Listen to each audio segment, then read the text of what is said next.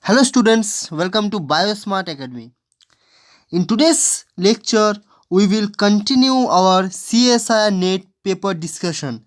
Okay, and this is the part 2 of the CSIR NET paper discussion. Okay, we already discussed the part 1 of the CSIR NET paper. Okay, and if you not watch that, then please go and watch. The link is basically given in the description box. Okay, now so in today's discussion, we will going to discuss both shift 1 as well as shift 2.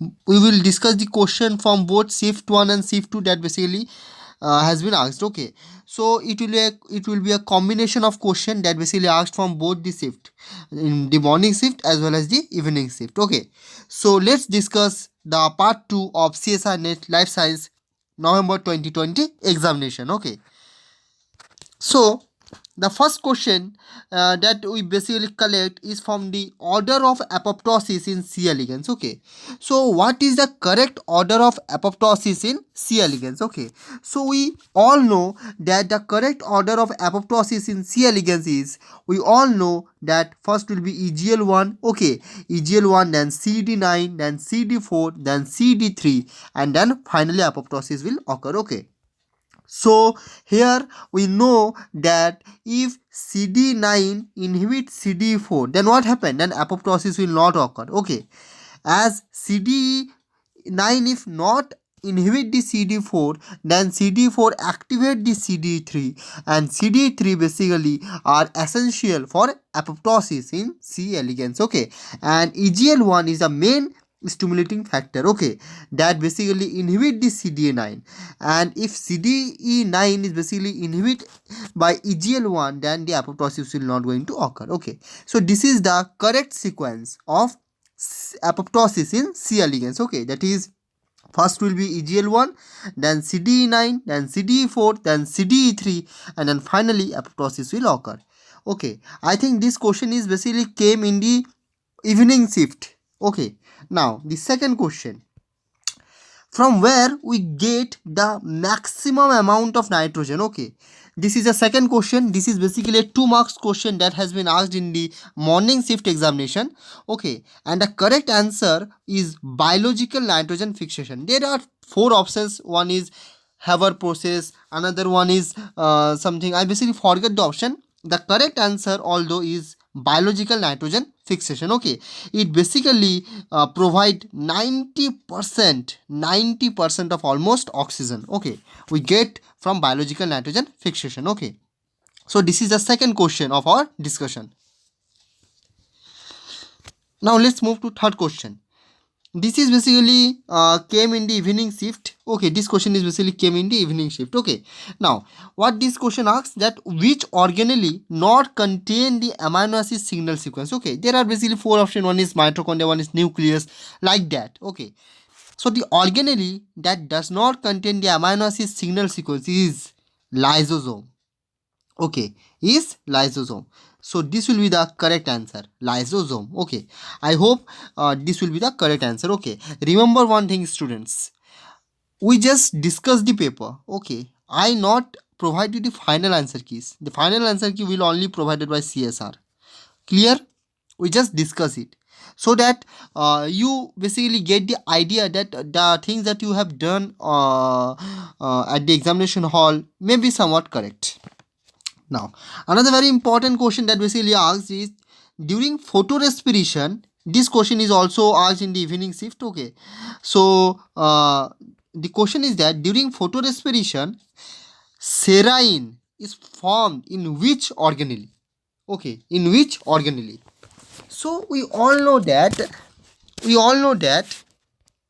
during photorespiration, when serine is formed during glycolate pathway. Okay, during glycolate pathway.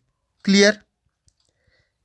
And in glycolate pathway we see basically 3 steps, or you can say we see 3 pathway. One is basically chloroplast, one is basically peroxisome, and one is basically mitochondria. Clear? So in chloroplast basically glycolate is formed from 2-phosphoglycolate. Okay, then this glycolate, suppose this is glycolate form, and this glycolate then transfer to peroxisome. This glycolate is transferred to peroxisome, and in peroxisome this glycolate is basically converted into glycine. Okay, glycine, and then this glycine is basically transported into mitochondria, where this glycine is converted into serine. Okay, serine. So the correct answer, that serine, that basically serine. Okay, this is a correct answer. Then serine is again moved to peroxisome, and in peroxisome serine is converted into glycerate, and then from glycerate it moves into again chloroplast, and from glycerate by utilization and of energy of ATP it is formed 3-phosphoglycerate. Okay, so this is the whole glycolate pathway. I will teach you all these things when I will start the teaching for June 2021 CSIR. Okay, so the correct answer, of the question is, that during photorespiration serine is formed in which organelle? So the serine is formed in mitochondria. Okay, so where serine is formed? Serine is formed in mitochondria, as we seen in the figure. Clear? Now next, another question is basically asked in the evening shift examination is that erythromycin. Okay, erythromycin is an inhibitor of what? So here the answer is not properly visible. So erythromycin is inhibitor of 50S. So erythromycin is the inhibitor of 50S ribosomal subunit. And we all know that basically erythromycin is inhibit peptide chain elongation. Okay, we all know that erythromycin is inhibit peptide chain elongation. Okay, peptide chain elongation. Clear? So this is a very simple question from translation inhibitors, or you can say from molecular biology. Clear?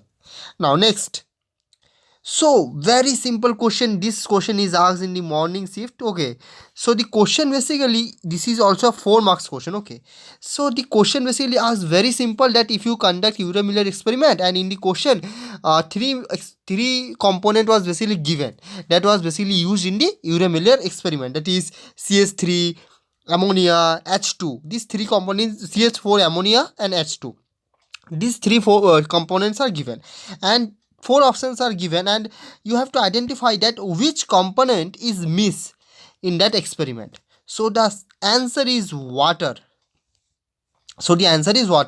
There are also 2 options, SCN, CHO, these are given, but the correct answer that is basically missed on that experiment is water, that is H2O. A very simple question, you can easily get 4 marks from it. Clear? So another question from the lipid raft. This is also asked in the morning shift examination, and this question is of 2 marks. Clear? So the question is that which of the following not present in lipid raft? Which of the following is not present in lipid raft? And the option was basically given is cholesterol, sphingolipids or sphingomyelin, you can say, phosphatidylserine or glycolipid. So the correct answer is phosphatidylserine. As we all know that glycolipid is basically present in a small amount in lipid raft, and cholesterol and sphingolipids are the main compounds of lipid raft. Only the compound which is not present in lipid raft is phosphatidylserine. So those who basically put their answer phosphatidylserine, I hope that this will going to be correct answer. Clear? Next, so this question is basically a graphical question that has been asked in the morning shift examination. Okay, and this question is also a 4 marks question. Very interesting question and very easy question. If you understand this graph, then this will be a very easy question. Okay, so this is species A. Okay, and this is species B. When they grow alone, they grow very good. Now when both these species interact, so in this first graph you can say that species A grow very well, but species B is not grow in presence of species A, so it basically goes down. While in the second graph, you can easily observe that species A is grow very well as species B is also grow very well. Clear? So what does this graph indicate? There were lots of option basically in the question. So I will basically tell you the correct option, which I feel is that this is a graph of competition, and this is a graph of resource partitioning. Resource partitioning. Clear? So this is a graph of competition and this is a graph of resource partitioning. Very easy question. You can easily get 4 marks from it. Now the last question that we basically going to discuss is from the flow cytometer. Okay. A graph is came like this and this type of graph. Okay. And this graph is basically given in a square box where they divide the box into 4 parts. This is A, this is B, this is C, and this is D. Okay. And they asked that what does this graph A as well as this graph B represent. Okay. So I will going to tell you the correct answer. Okay. So graph A basically represent the lymphocytes. Okay. The lymphocytes. And the graph B is basically represent, in case of A, I think they are given CD4 and CD8 cells. I think they given. Okay, so graph B, in graph B represent CD4. Basically, if you take this is CD4 and this is CD8, then CD8 minus CD4 plus, like this CD8 minus CD8 minus and CD4 minus. Here both will be plus. So there only one option in the question where this, I think the first option, I think, where this will be matched. Okay, so this is a correct answer of this question. Okay, you have to just see the graph, because if you take this is a CD4, it means here this will be the plus portion and this will be the minus portion, and if you take this is CD8, then this will be the plus portion and this will be the minus portion, and according to this CD8 and CD4 plus is become formed here in plot D. In plot C, CD8 plus CD4 minus. In plot B, both will be minus, CD8 and CD4, and in plot A, CD4 plus and CD8 minus. So this is the correct representation of this graph. Okay, so students, that's all for today's discussion of CSIR NET November 2020 examination, and this is a part 2 of this video. Okay, we will bring the part 3 of our discussion tomorrow. So please subscribe our channel, please share to all those students who basically wants to know their answer. And another important thing is that we will going to teach for CSIR June 2021 on YouTube. We will deliver free lectures, so please subscribe and please share so that you can get all the lectures. And if you like the video, then please hit the like button. If you want some explanation, then please comment me on the comment box. Okay, and I once again mention that these are the discussion part, these are the not final answers. Okay, so thank you.